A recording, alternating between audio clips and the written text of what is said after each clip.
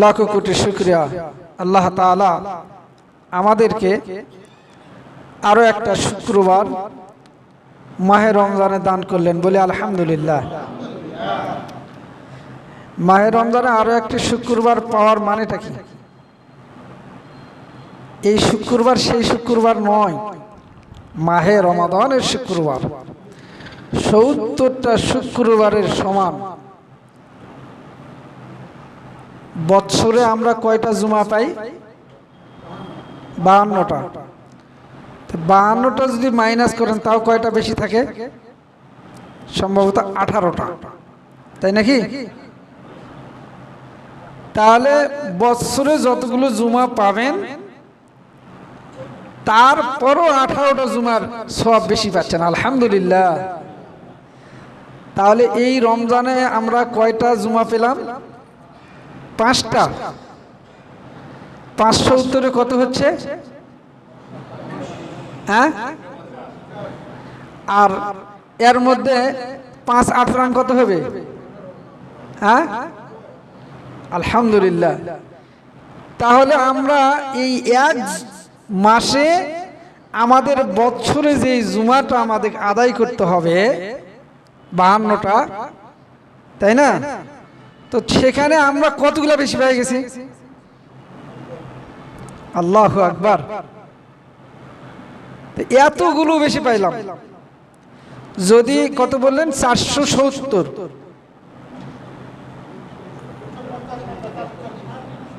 তাহলে এখানে এই ৫২টা বাদ দিয়ে যা হবে সবগুলো একসাথে কি হবে? যোগ হবে। তো এতগুলো জুমার নামাজ আমি একটা মাসের মধ্যে পাই গেলাম, আলহামদুলিল্লাহ। আল্লাহ লাখো কোটি শুকরিয়া। এটা দিবে কে? আল্লাহই তো ওয়াদা করছে, আল্লাহই তো দিবে। আপনার আমার মুখের কথা এটা। কারণ রমজানে একটা আমল করবেন, একটা নফল করবেন, তো একটা ফরজের সওয়াব, আর একটা ফরজ আদায় করব তো ৭০টা ফরজের সওয়াব আল্লাহ তাআলা দিবেন। তাহলে আল্লাহ তাআলা এতগুলো আপনাকে আমাকে দিয়েছে, বলেন সুবহানাল্লাহ, আলহামদুলিল্লাহ। রোজা একটা বেশি, অনেকে একটু কষ্ট পাইছে, হয়তো বা অনেকে পাইছে, হ্যাঁ আজকে ঈদ হলো না, হ্যাঁ। কিন্তু প্রকৃত মুমিন খুশি হয়েছে, যে প্রকৃত মুমিন, যে আল্লাহ ভীরু, তাকওয়াবান, পরেজগার, মুত্তাকি, সে খুব খুশি হয়েছে। 30টা রোজা করতে পেরেছি, এর মধ্যে আর কি নাই? আগামীকাল চোখ মুঞ্জে ফজরের নামাজ পড়ে কিছু খায় দেয়, একদম ডাইরেক্ট কোথায় যাব আমরা? ঈদগাহের ময়দানে। সুবহানাল্লাহ। কি নিতে যাব? পুরস্কার নিতে যাব। কি নিতে যাব? এই পুরস্কারও ঘোষণা করছে কে? আল্লাহ তাআলা, তাই না? এই পৃথিবীতে আল্লাহর যত সৃষ্টি আছে, পৃথিবীতে আল্লাহর যত সৃষ্টি আছে, সবচাইতে দুর্বল সৃষ্টি কে বলতে পারেন? এই কথাটাও আল্লাহর, কোন হুজুরের নয়, কোন মাওলানা নয়, কোন আম্বিয়া আলাইহিস সালামের নয়, সরাসরি যিনি আমাদের স্রষ্টা। আল্লাহ বলেন, খুলিকাল ইনসানু দাঈফা। আল্লাহ বলেন, আসমান এবং জমিনের মধ্যে যা কিছু আমি আল্লাহ সৃষ্টি করেছি, আমার যত সৃষ্টি আছে, সব সৃষ্টির মধ্যে সবচাইতে বেশি দুর্বল করে সৃষ্টি করেছি আমি আমার বান্দাদেরকে।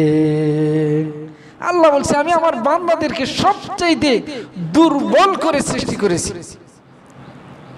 কেমন দুর্বল? ছোটখাটো দুর্বল? এক মশার ভয়ে মশারি কয়েল কত কি লাগাই, এরপরে ওই মশা যখন কানের কাছে ভোঁ ভোঁ আওয়াজ দেয়, এই ঢুকলো কেমনে মশারির মধ্যে? এত চেষ্টার পরও।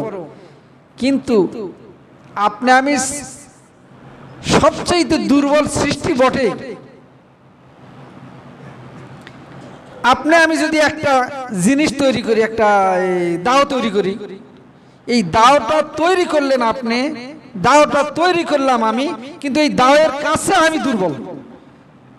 দাওতে একটা চোট মারলে আর প্রতিহত করার কোনো বুদ্ধি আছে? হাত কেটে পড়ে যাবে।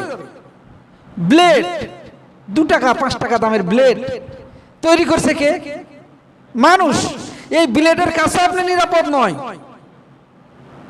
এই ব্লেডও আপনার চাইতে শক্তিশালী, একটা মারবেন শেষ। সাপ তৈরি করছে আল্লাহ,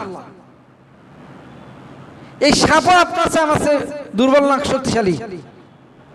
এক একটা অযোগ্য সাপ দেখতেছি বড় বড়, এই ডিসকভার চ্যানেলে দেখবেন আপনারা যে বড় বড় হরিণ পর্যন্ত গিলে খাই ফেলতেছে। তা আমার মতো মানুষের করলে কি করবে? টাইম লাগবে।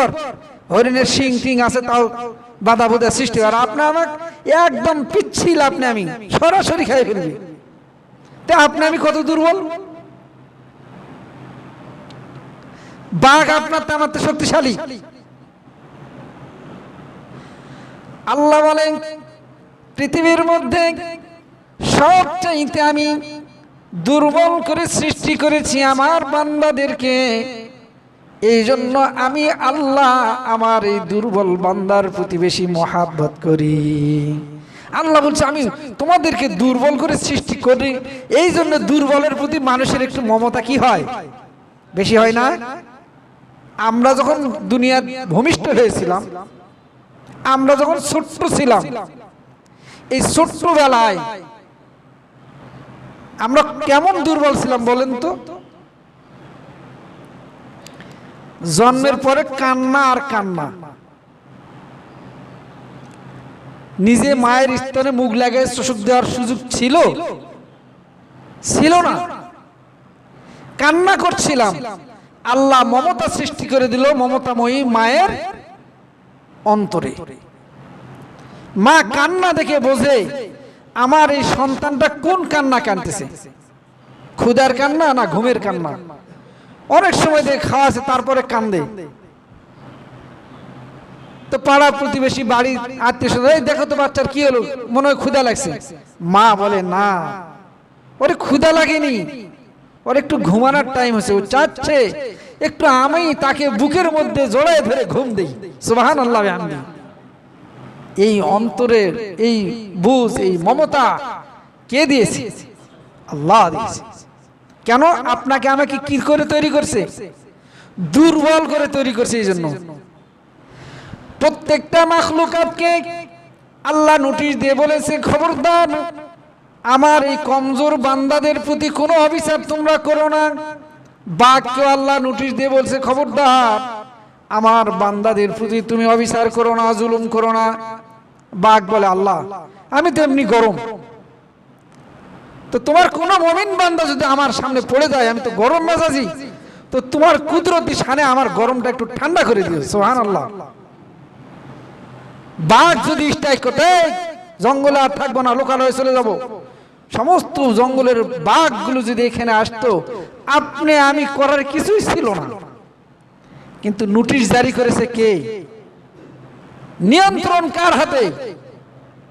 এই জন্য আল্লাহ বলে, বান্দা তোমাকে আমি দুর্বল সৃষ্টি করেছি কথা সত্য, কিন্তু তোমার প্রতি আমি দয়াও বেশি করেছি। আল্লাহ এত বেশি দয়া আপনার আমার উপর করেছে, কারণ আমার বান্দারা দুর্বল।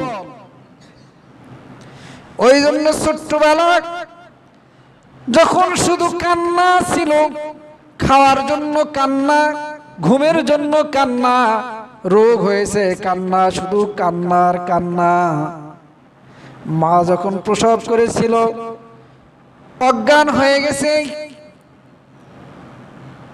আবার যখন সন্তানের মুখটা দেখেছে সব ভুলে গেছে, তাই না? সবকিছু দিছেন কে? আল্লাহ সুবহানাহু ওয়া তাআলা। তো ওই আল্লাহ তাআলা আপনার উপর আমার উপর যে মমতা দেখাইছে, মমতা দয়া আল্লাহ দেয়, সেই আল্লাহ এই মাহে রমাদান আপনাকে আমাকে দান করেছিল, এটাও আল্লাহর একটা দয়া। এক রমজানে এতগুলো শুক্রবার কামাই করেছেন, এটা আল্লাহর দয়া না? আল্লাহ যদি বলতেন তুমি শুক্রবার টু শুক্রবার, যে শুক্রবারে নামাজ পড়ো শুধু ওটারই সওয়াব পাবে, অন্য কোনো 70 গুণ দরকার নাই, করার কিছু ছিল? তাহলে আল্লাহ এতগুলো দিছেন কেন? যে আল্লাহ বানাইছে কমজোর করে, দয়া করে। আল্লাহ এত দয়াশীল।